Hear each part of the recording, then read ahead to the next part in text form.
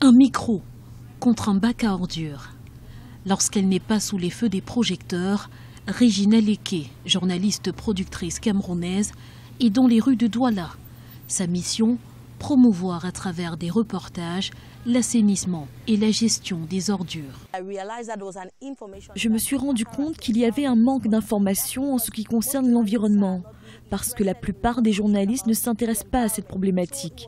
C'est dans un souci de combler ce vide que je me suis lancée dans des reportages sur l'environnement, d'autant plus que les populations n'ont pas encore vraiment compris l'impact de leurs activités sur l'environnement, comme le simple fait de déverser des déchets dans les cours d'eau ou dans la rue.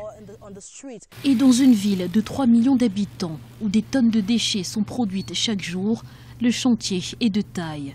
Fort heureusement, Regina peut compter sur son équipe de bénévoles qui, armés de sacs plastiques, sillonnent une fois par semaine les quartiers de la capitale économique afin de recueillir des objets recyclables. Je trouve vraiment que là, il y a un problème de communication entre le gouvernement et la population.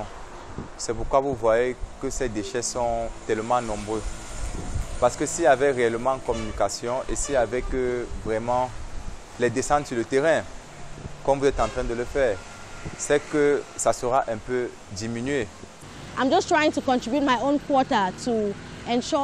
J'essaie juste d'apporter ma pierre à l'édifice, afin que la question environnementale soit mieux abordée et traitée.